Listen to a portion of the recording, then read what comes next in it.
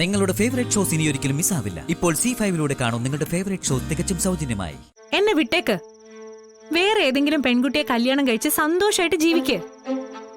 ഒരു സ്കൂൾ ടീച്ചറോ നഴ്സോ ഒക്കെ ആവും രോഹിത്തിനിണങ്ങ. ഒരു പെൺകുട്ടിയെ കണ്ടുപിടിക്കാൻ ഞാൻ വേണമെങ്കിൽ സഹായിക്കാം.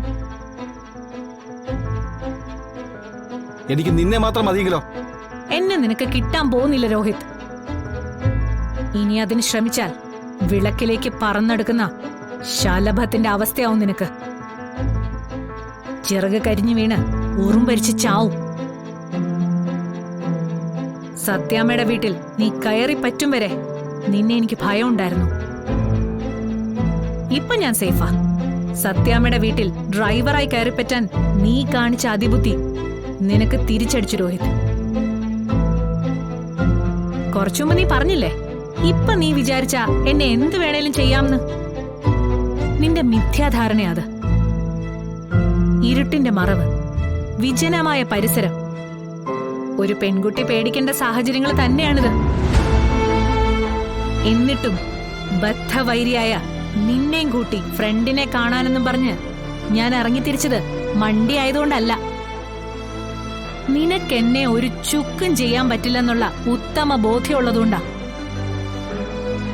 നീ ചെയ്ത ആദ്യത്തെ തെറ്റ് സത്യാമ്മയ്ക്ക് മുന്നിൽ ആദ്യമേ എന്നെ കാട്ടിക്കൊടുത്തില്ല എന്നുള്ളതാ. അല്ല, അങ്ങനെ കാട്ടിക്കൊടുക്കാൻ നിന്റെ കയ്യിൽ വേണ്ടത്ര തെളിവുകളൊന്നുമില്ലല്ലോ. എന്നെ കണ്ടപ്പോ ഒരു പരിചയഭാവവും കാട്ടിയില്ല നീ.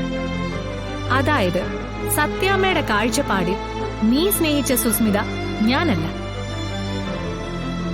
വേണ്ടത്ര തെളിവില്ലാതെ അത് ഞാനാണെന്ന് പറയാൻ നിന്നെ കൊണ്ട് സാധിക്കേയില്ല.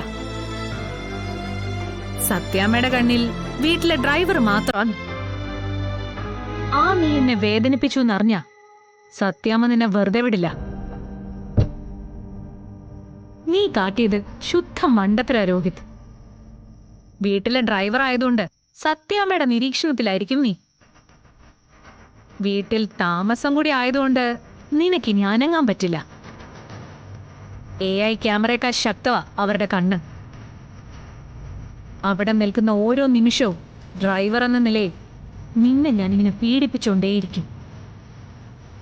വീട്ടിൽ കെട്ടിയിട്ട പട്ടിയെ പോലെ പറയുന്നത് അനുസരിക്കാതിരിക്കാൻ നിനക്ക് പറ്റില്ല. അതുകൊണ്ടേ സ്ഥലം വിട്ടോ. അല്ലെങ്കിൽ നീ ഞാൻ തന്നെയാ നിന്നെ വഞ്ചിച്ച സുസ്മിത എന്നുള്ള തെളിവ് കൊണ്ടുവാ. ഇതൊന്നും പറയാൻ വേണ്ടിയാ നിന്നെ കൊണ്ട് ഞാൻ ഇവിടെ വന്നത്. സത്യാമ്മയുടെ വീട്ടിൽ നിന്റെ ആദ്യത്തെയും അവസാനത്തെയും രാത്രിയായിരിക്കണം ഇത്. ഇനി നമുക്ക് പോവാം.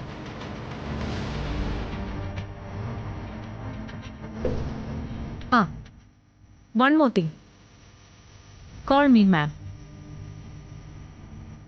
Hey, 1 minute madam.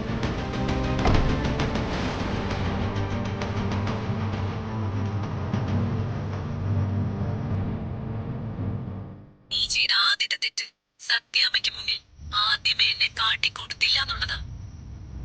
അല്ല, അങ്ങനെ കാട്ടിക്കൊടുക്കാൻ നിന്റെ കയ്യിൽ വേണ്ടത്ര തെളിവുകളൊന്നുമില്ലല്ലോ.